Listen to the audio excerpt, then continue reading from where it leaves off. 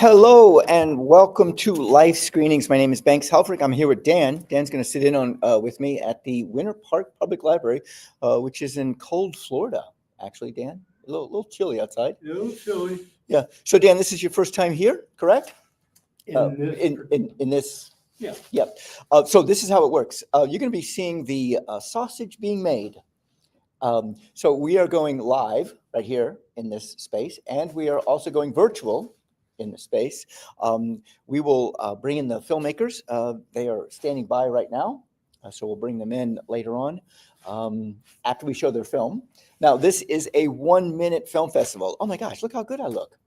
Dan, look how good. I wish I did. Callie's one of the filmmakers. Callie, is it some sort of filter up there or what? You look great. Don't question it. Thank you, Dan. Thank you so much. So we have Callie and we have Ellie here, or Ellie. And what is this? This is a film festival. We've been doing it for about 8 years now. Here at the Winter Park Public Library. Before that, we were in people's homes. We did like living room film festivals. The idea is to, and this is the my tagline: show films that show a world you want to live in. So they're upbeat, they're positive, they're inquisitive. Okay. There you go. I'm kidding. I need positive. Good. I may be in the right place. Perfect. By all means, if you have any questions during it, not when we're showing the films, but in between when we stop and we talk, you'll be talking with me. Sometimes some people will show up, but Dan will be my co-host today. He's sitting right next to me. First time here, and then we're streaming it live out into the universe. Yep. For anybody to see. So we, over the past year, we've had about 300 films submitted. We show these films, 1-minute films, okay, these all short films. We'll be showing about 15 today, 14 or 15 of them today. And we'll bring in the filmmakers and talk to the filmmakers afterwards. Callie's here. She's going to talk about her film. She's one of the filmmakers who lives in England, actually. So we are physically right here in Winter Park, Florida, which is in the United States. It's kind of cold outside. I don't know. For us, it is. It's like our standard. It's in the 50s, 50 degrees, so it's a little chilly. That's why I'm wearing this. I just got back from Boston. Oh, okay. My sister would laugh at us. Yeah. She'd be wearing shorts. Yeah. So with that said, let's get started, and we'll pull the filmmakers in as we go along. All right. And your film is Smile. So I just want to make sure that I have it in the lineup. So hopefully I do have it. If not, we're going to figure out something how to do this. Now, one thing I want to do add, and that is that I am doing the technical aspect of this. Thank you. And I'm doing the talent aspect of it. So I'm playing both sides here. So every once in a while there'll be a glitch, and you know what? If you're forgiving, it's no biggie. I mean, I know so little about technology. I could barely turn. Oh, no, you're not going to get any criticism. All right. All right. We have had situations where we weren't able to show them because of a connection or whatnot. I'm not laughing at you. I'm laughing at myself. All right, Dan. Thank you. So let's.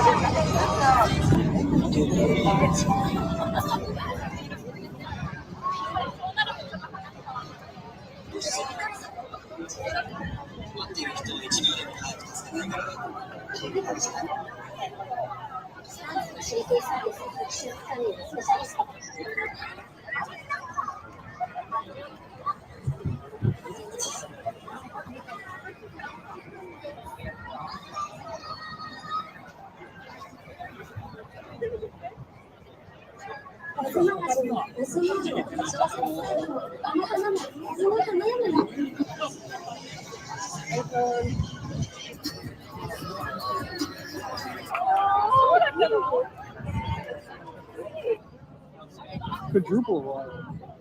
Sanji.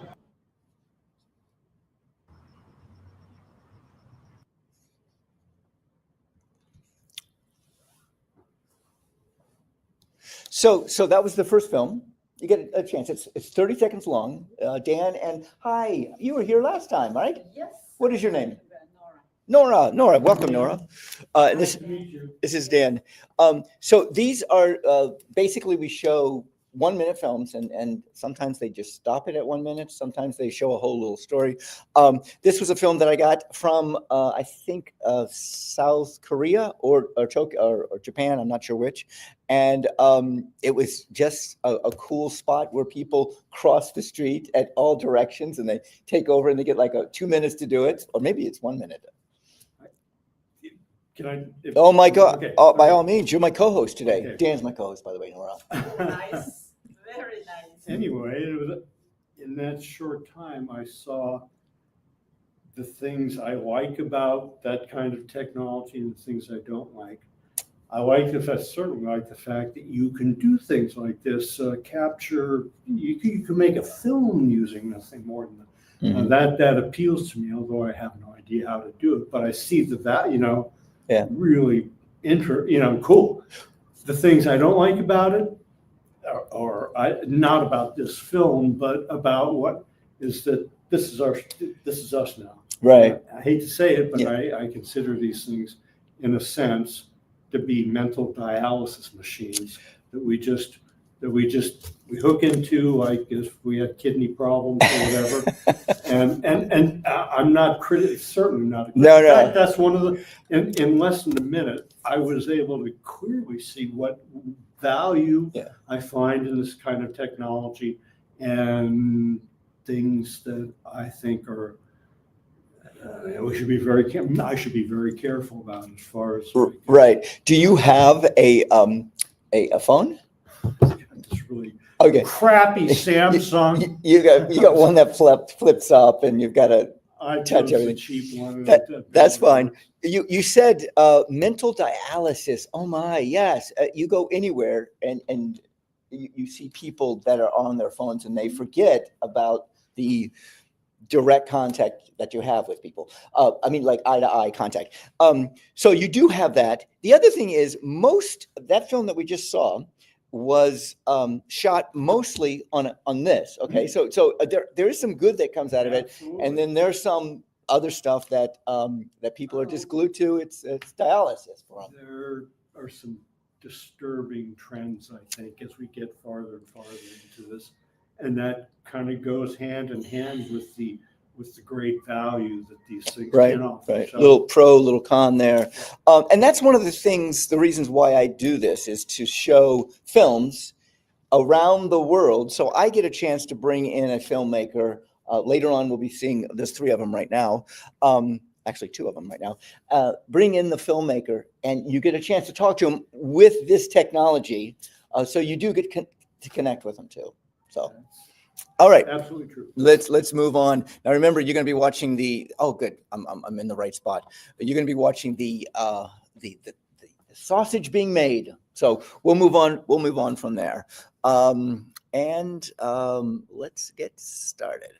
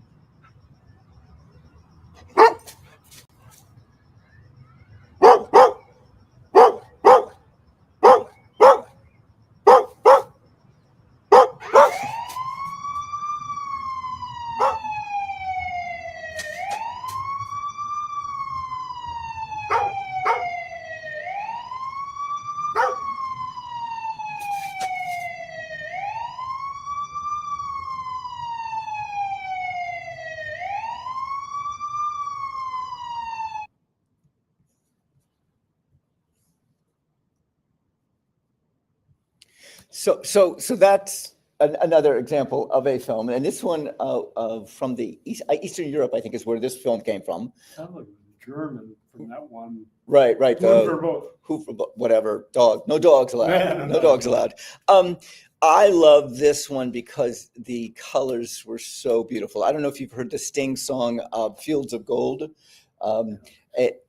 The field there was just so vibrant, and it was probably shot more than likely on iPhone.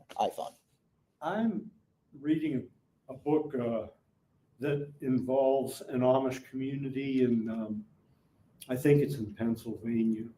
But in any event, one of the things the book brings out is that the Amish are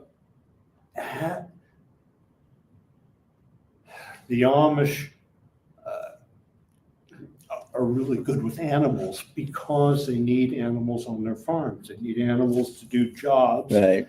And in order to do that, you have to get close to your animals. And how should I say?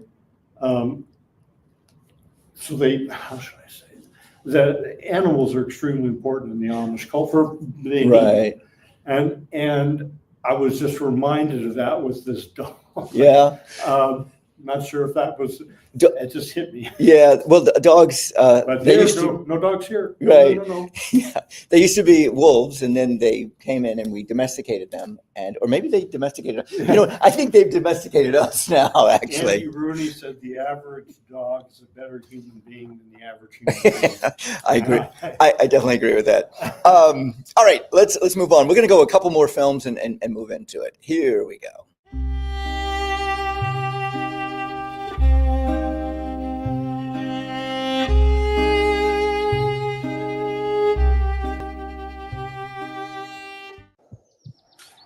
That the world has forsaken magic has little bearing on those who practice it.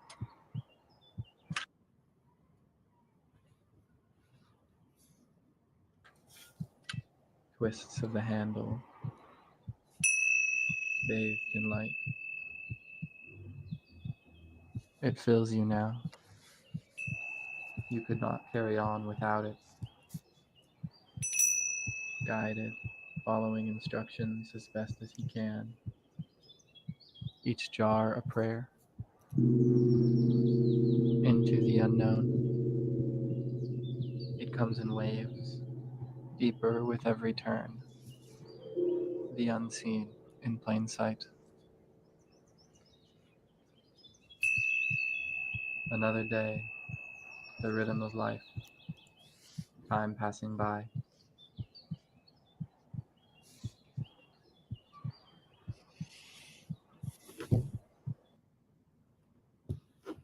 I am just a talking bauble hanging on a Christmas tree. I've been here since September, gathering dust as you can see. Halloween and bonfire night, both of these I got to see. Halloween, it was quite scary when a ghost scared me.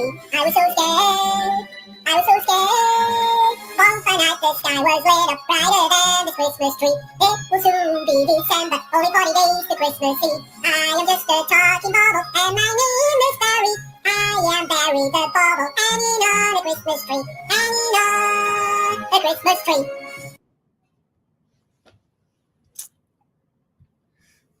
So we showed a couple there, a couple films there. Mhm. You see the one. I find that people submit films about poetry quite a bit. Within a minute, you can kind of make the mark or kind of do a poetry reading Mhm. during it, and they usually add colors to it. So this is an international film festival, which means we get films from around the world, and the films are like I said, from genres of advocacy to comedies to goofiness. That last one's kind of goofy, or it reminded me of the Chipmunks actually. So. They're definitely, and documentaries are some of them, so they'll talk about other types of people. The first one is just, that's all right. Oh. No problem. It was interesting in a way, but I have no idea. And that's no problem. Poetry, yeah. The second one, I couldn't quite understand what the guy was saying, but it was interesting to look at. Yeah. And, yeah, I couldn't follow what the guy was saying, but it was amusing to see the face in this greater oval or whatever the case may be. So. Right, right. Yeah, I think it was like a ornament on a tree or something. That's how I took it. Cool. So, No, that- all right, let's go on. Here we go.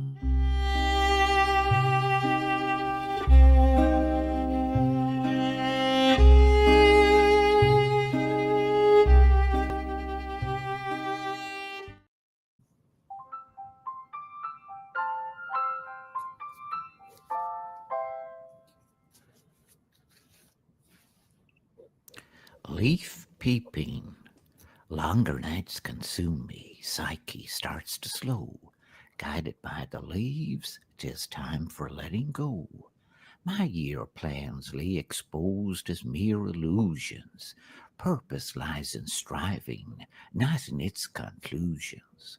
Liz purrs neath pink velvet blanket. I conclude my cerebral sweeping, fortified by warmth of friends and the magic of leaf peeping.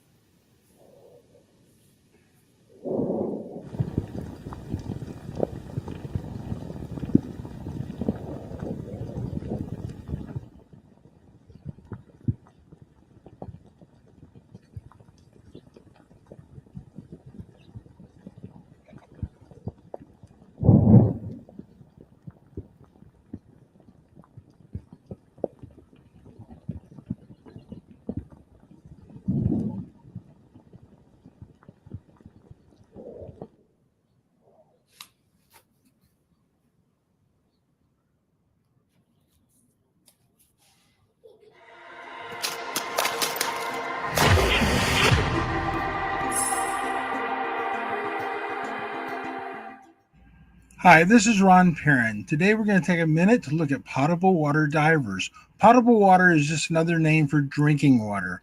Divers wear dry suits and are washed down with a chlorine solution to enter the water storage tank and do inspections or do cleanings. Cleaning these tanks is very important because the sediment can be a safe habitat for bacteria, protozoa, or even viruses.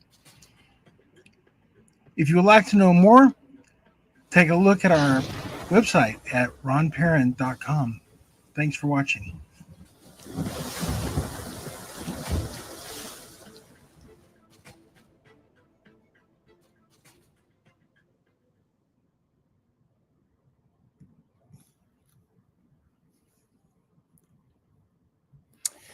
So I reached out to Ron Perrin, Mhm. and because I really wanted to talk to him about what he did. I mean, I wanted to go more in depth with this because I collect rainwater and that's my water source. So I was trying to get some free advice from him. But yeah, I thought that was such a fascinating film that they sent to me. That's basically considered a documentary. It's just on a subject, some information, given information. The one before that with the looks like it was lava. It's called Lava, but it was. I think it worked with film. They actually made film melt, possibly actual film. See, this is done with video, with not video, with what is this done digitally? Digitally, this is done, and films back when we were kids. Those were actually shot on film. So the film before that was an experimental film, basically utilizing actual film being melted, I guess. So yeah, Okay. to my knowledge. Anyway, there we go. We have a new filmmaker, Mary. Hey, Mary, would you just put in the private chat your film, if you would please, and just to make sure that I don't go past your film, if you will. Perfect. Mary's film. Oh, we were just talking about it. The Molten film. Hey, you know what? We're going to bring you in right now. Okay. Are you ready? All right. All right. Here comes Mary. Now this is how it works. You ready? Ready, Dan? Here we go. Yeah. Bring her in. We're going to put her on a big screen. She's going to Hello. say something. There you go. We can hear you. Hey, Mary. Hey, how's it going? Where are you right now? I'm in Los Angeles. Los Angeles. Okay. So your film, Molten, which is the one we just saw. So glad you came in. Were you there the whole time or not? You just No, just at the tail end. Just at the tail end. All right, perfect, perfect. So tell me about this because I did read in the description some stuff about it. Was it film you were actually melting or experimenting with? So I've been doing these new experiments with with 8mm film. I've been sort of drawing directly on it, and so with it, I was actually trying to do a different experimental short where I drew with Sharpie markers, red on one side and then black on the other, to kind of inspired by the idea of when you shut your eyes at night, you could sort of see a little bit of the red, right? Yeah. And but then it turned out completely different, and the blue didn't really pick up at all, except to give it this extra little sort of molten looking texture. And so I just had the great opportunity of a happy accident that sometimes happens with film. But yeah, it's just these little. Oh, nice. Little, Oh, yeah. Then, on each of them, just sort of marking through and being inspired by filmmakers like Stan Brakhage and stuff like that in the experimental film realm. But it's been just good therapy to just play around with different kinds of art when you're stuck in Los Angeles and there's no movies happening right now. Go ahead. No, Dan, you got a Oh, question? you did. You live in Los Angeles? I do, yeah. Because I grew up there. So Oh, great. Where do you grow up? Redondo Beach, and then when my dad started making money, we moved to Palos Verdes. So that's anyway, yeah. Back in the 70s? Oh, man. We moved to California in 1962, I think it was. I was born in New Orleans, and I lived there long enough to remember the Mardi Gras and hey, mister. But at any rate, but with your short, I was watching it at first. It was chaotic, and I thought this is probably like a CAT scan of my brain. To be honest. CAT scan of all of our brains right now. Yeah. Believe me. I'm right there with you. That's what. So Mary, explain to Dan and Nora that every single frame you actually marked. Mm-hmm. Yep, And I drew on every single frame. Yeah, There's 23 frames per second. 24. Yeah. 24 frames. So 24 she marked. Okay, this is a 60-second film, Mary. Mm-hmm. Yep. Okay, so 60 times 24. Yeah. So you did artwork on each single one of them. Yeah, and it was really fun. Just I basically measured out about, I think, 10 or 15 feet of film, and then I just sort of would just draw on it line by foot by foot. And I think I finished Molten in about a day, which is really fun. I sort of put my mind to the idea of doing like 24 experimental shorts this year, like 2 per month, just as like a challenge for myself. And it's really fun just to create a piece of art within a day without having to spend too much time thinking about it. I think the challenge that we all face as filmmakers is, anything you usually create, it'll take days, if not weeks, if not months. And then you have this whole armada of people behind you, and it's so wonderful and exhilarating, but it takes so much time. So it's really great to just have the opportunity to just sort of expend creative energy within the span of a day. And you feel the accomplishment very early within a Exactly. day. Yeah, a lot of just happy, satisfied accomplishment of like, wow, I just did that. Like, that's great, and then you just kind of move on to the next thing. So Mary, you spent a day. So how many hours in that day did it take you to do the 240 frames?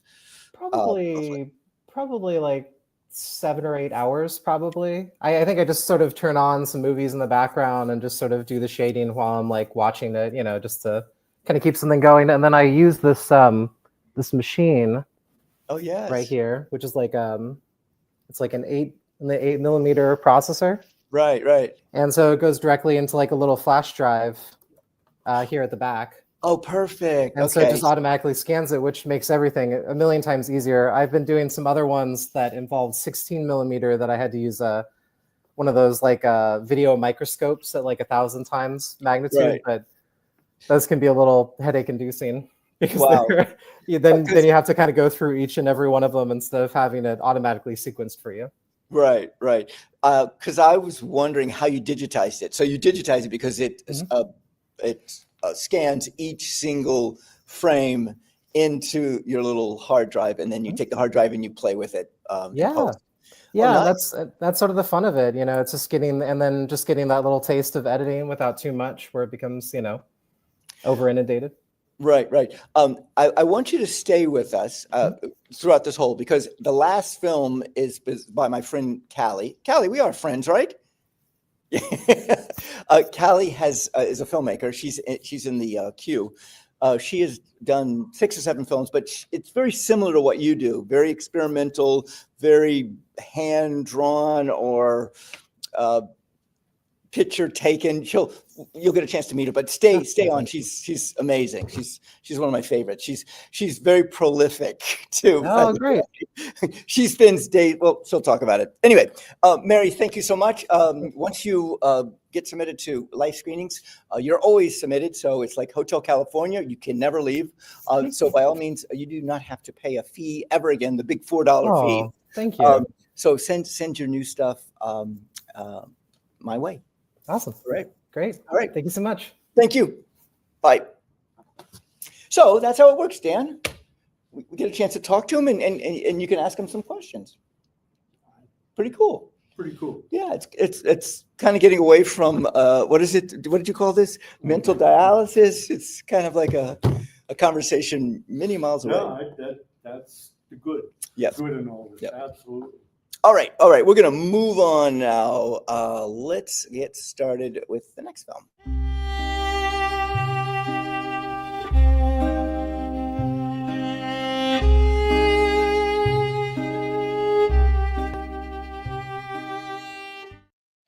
Ô, Matheus, não vai dormir tão tarde, não. Tá, eu já vou dormir.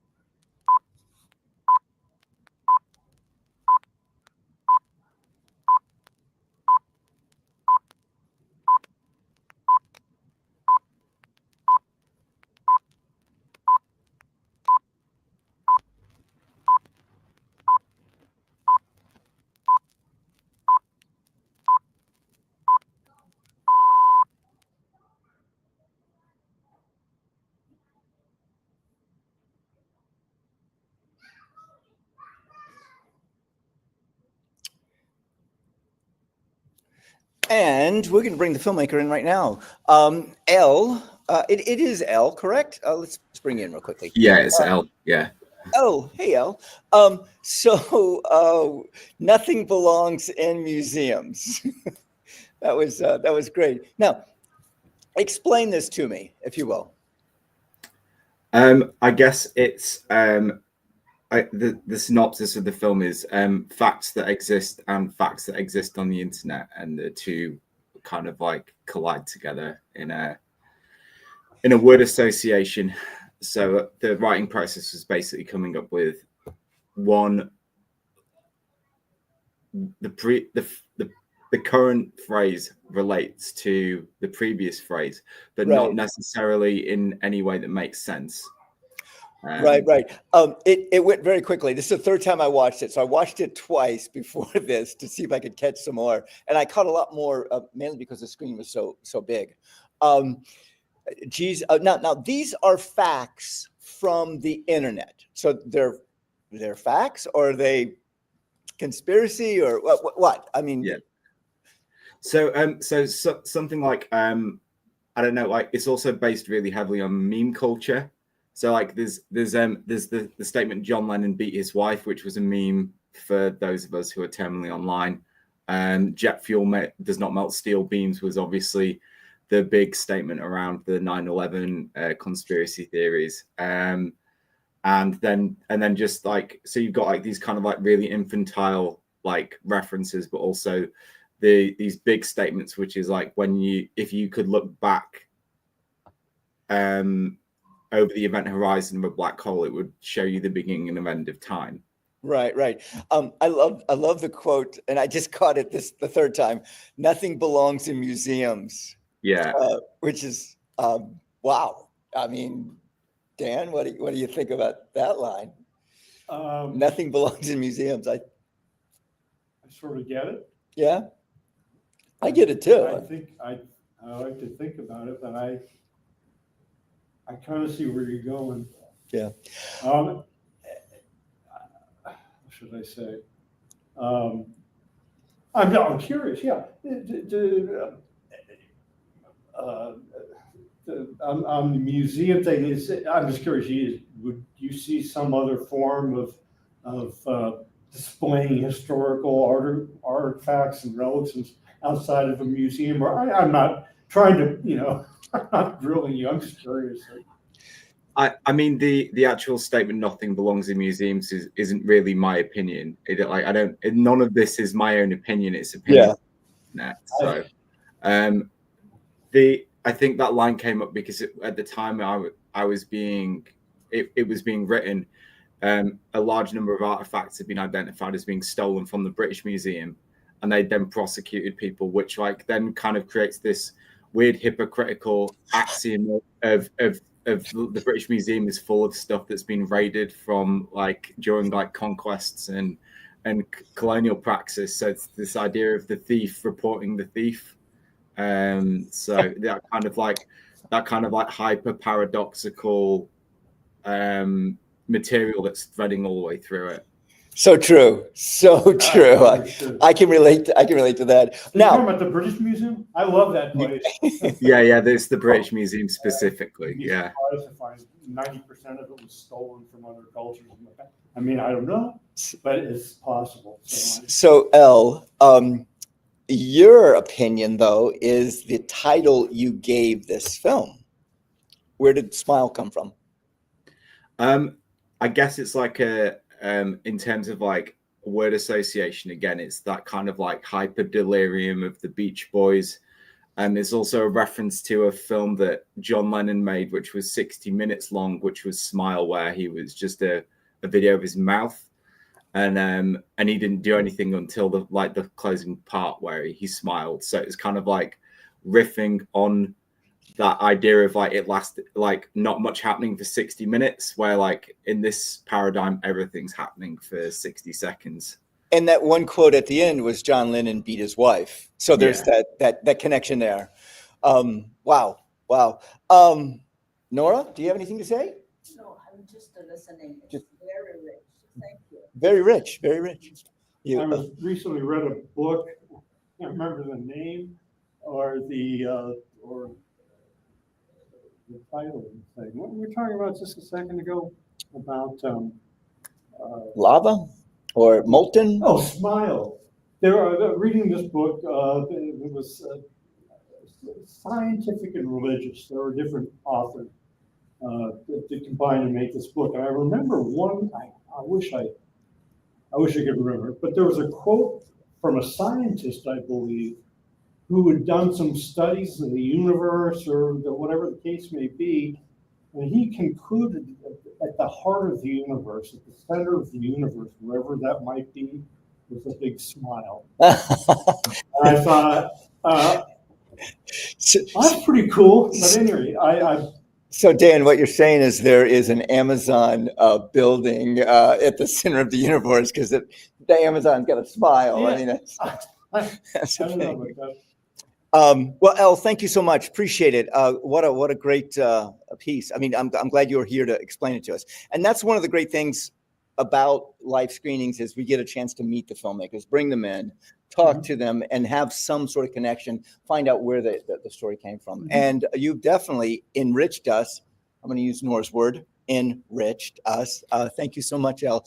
And Thank you. keep submitting. And do you have anything to close with? No, just thank you so much for having me.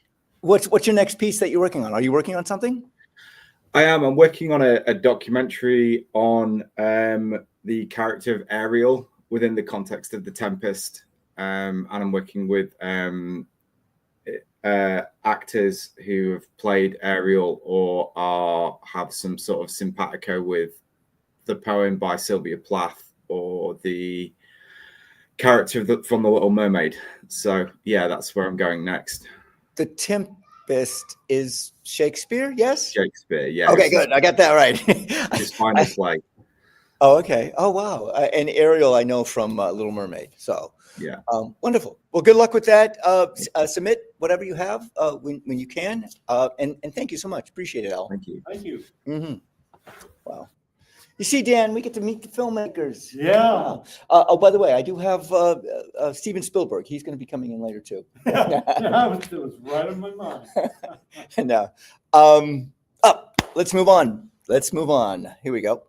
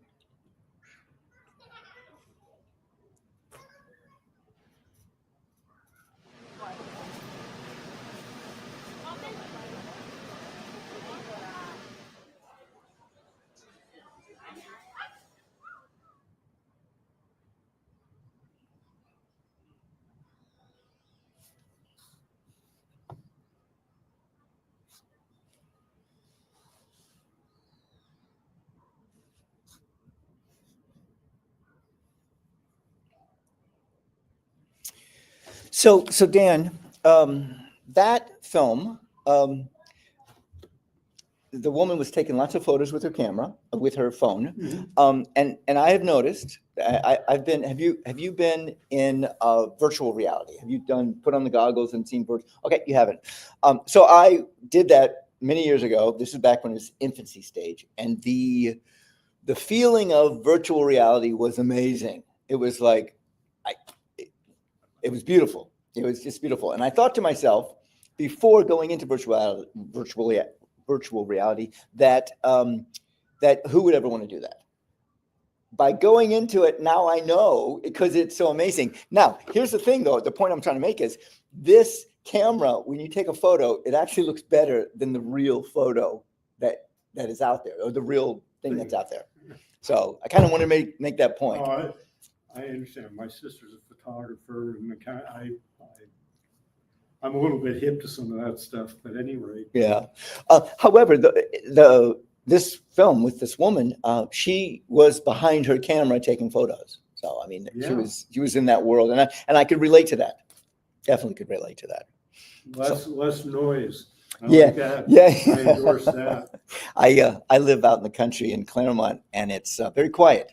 So that's something that I paid for, Yeah, just to be less away from light people. pollution too, please. Yeah. You can see occasional stars. There you go. There you go.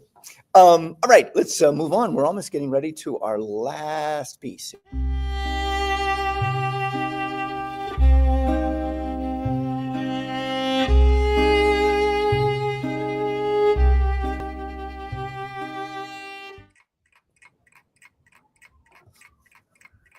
This is a shot from a video I made on an iPhone. After the Israeli invasion of Gaza,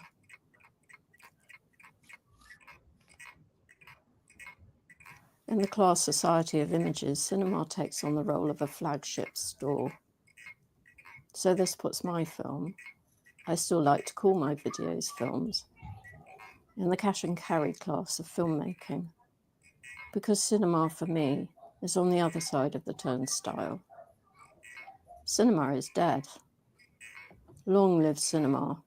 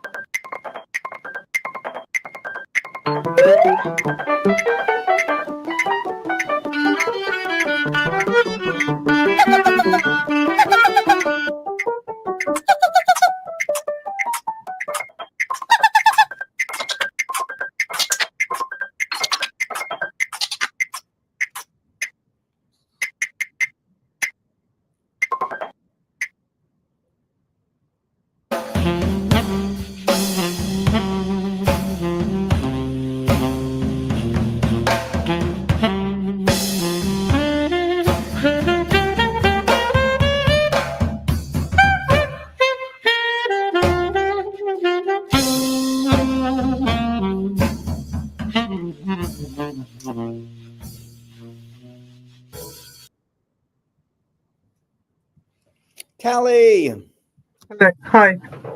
how are you? Good to see you. Very well, thank you. Wow. How long did Callie has submitted 6, 7 films? I'm not sure how many. Callie, tell everybody here, where are you right now physically? I'm in England, in a town called High Wycombe, which is just outside London. All right. Okay, so you've done a myriad of different film concepts. What is different about this one as opposed to all the other ones you've done? Well, I mean, it's an animation, and most of what I make is animation. But I kind of wanted to pack in. I mean, the film is only 32 seconds long, and I kind of wanted to pack in as much as possible in terms of sort of surprises and transformations. But I think somewhere at the back of my mind was the fact when I was at primary school, we had a slightly kind of crazy PE teacher who used to make us go out at break time in the mornings and do basically star jumps. So, jumping with the arms up and legs out and things. So I thought it might be quite fun to have some skeletons doing it. What I found quite interesting was that when the skeletons are sort of not quite in time and they're all doing their own thing, they look quite sweet. But as soon as they're actually in unison and they're kind of like jumping in time with each other, they actually become quite frightening, quite sinister. They almost like become an army at that point. And then, of course, they turn into ice lollies. Right.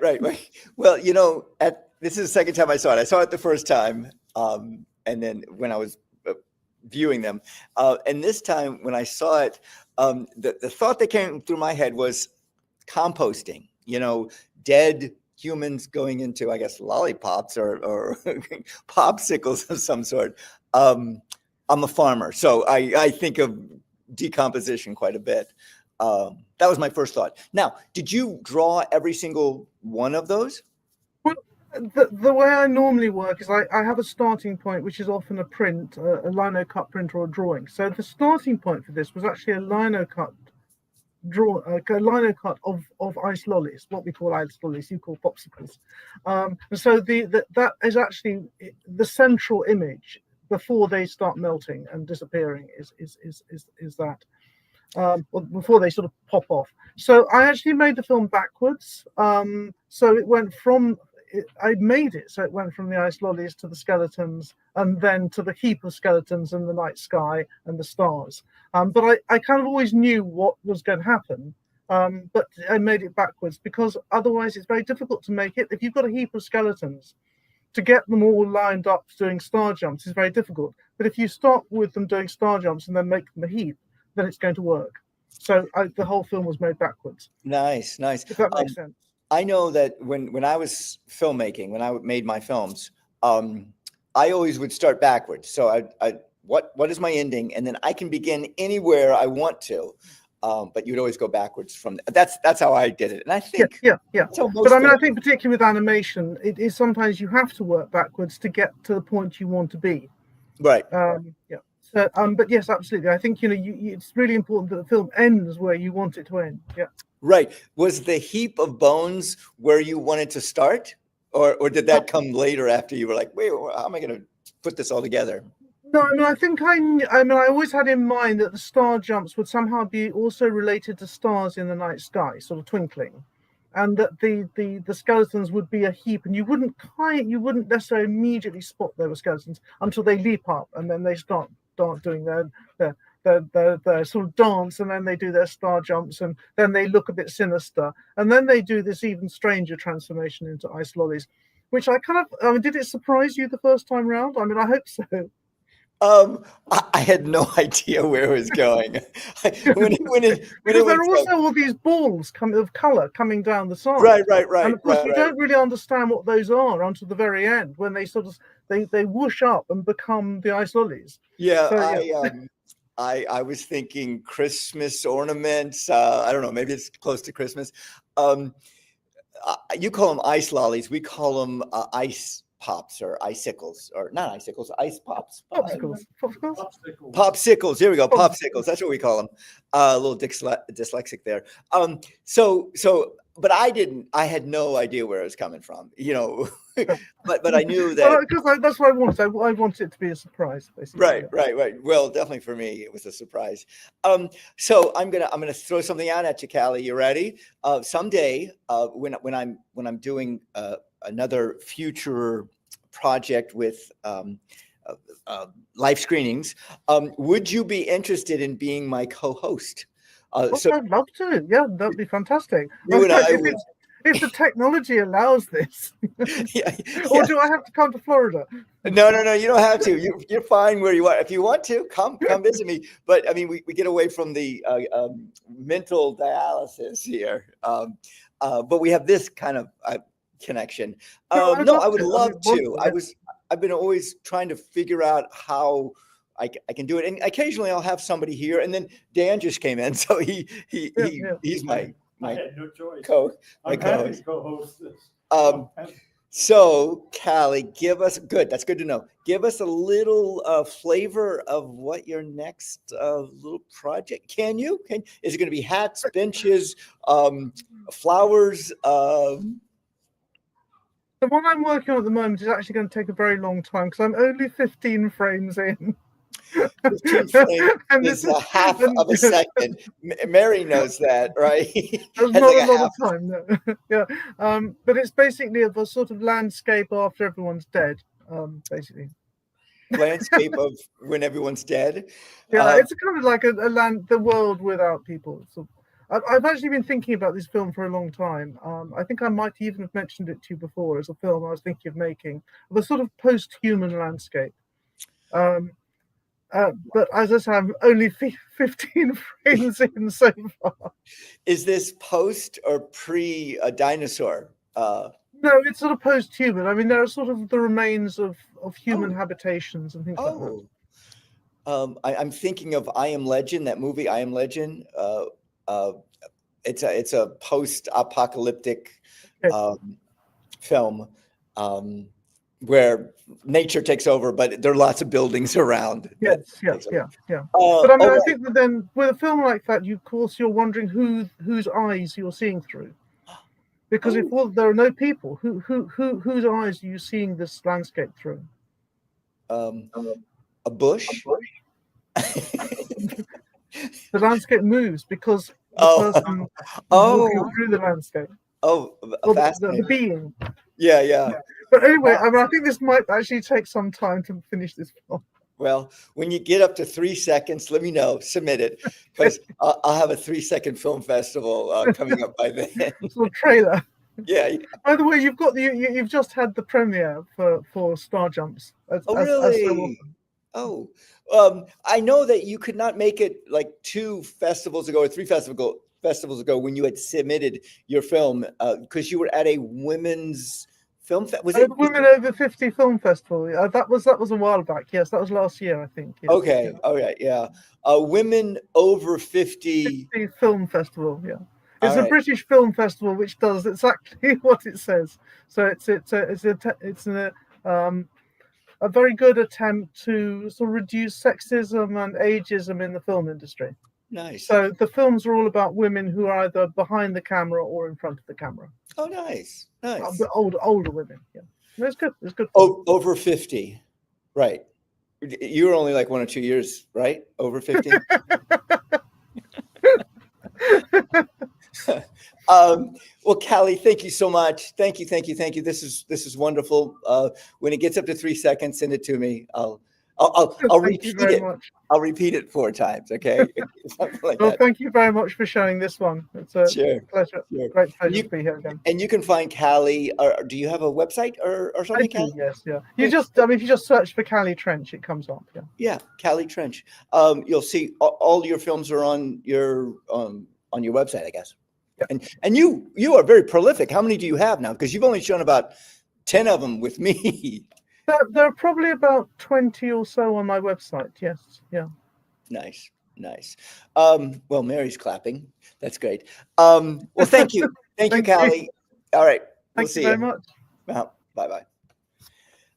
So there you have it. You have Mary L. and Callie, the filmmakers that came through. And Dan, this is your first live screenings. What, like 1 minute film festival live screenings? What are your thoughts? It perfectly matches my attention span. So that's anyway. Even the things the films that didn't have I wasn't looking for immediate meanings from this stuff. I'm just going to look at it and listen to it, and then maybe some reactions will start percolating. But I will say, pardon me, that I'll put it to you this way: you sure can do a lot in a minute. Right. I wasn't quite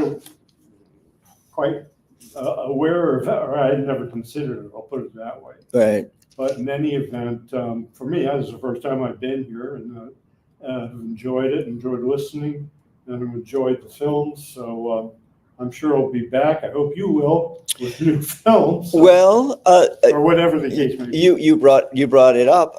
Next month, December the 28th, right here in this room, will be live screenings, and the films will be up to 10 minutes long. So it's a little bit longer. It's not the 1 minute film festival. So work on that attention span a little bit and Yeah. come back. Well, it takes some work. It will. Usually I show about six of them, 6 to 8 films. I'll try to bring the filmmakers in. Sometimes they come in, sometimes they don't. You have to remind them. Sometimes they're working on projects, can't make it. So I have that, and that is the last live screenings here in Winter Park Library because I'm moving I live in Claremont area, and Claremont, by the way, is about 35 minutes northwest of here. I live in in the rural area, but there is an art league, an art space. Mainly it's fine arts, but they're allowing me to be there and to show films. So I will be out there in Lake County starting in January, and we'll continue doing this. I enjoy it. I don't know if you ever saw the movie Buckaroo Banzai, Across the Eighth Dimension. No, it's a 1980s film. Nora, did you see that movie? No. It's about a brain surgeon, trumpet player, jazz trumpet player, and it was very prolific in the sense of imaginative, very imaginative. So I thought maybe I'll be a filmmaker and a farmer. So do the same thing. Anyway, so we're back here on the 28th, the same time for 15. And it's about an hour and a half at the most. Today, I think we're getting it in right about an hour. Yeah, a little bit over an hour or a little bit under an hour. With that said, thank you all so much. Appreciate you watching. Let's move out of here with something hopefully you haven't heard. Let's try this one.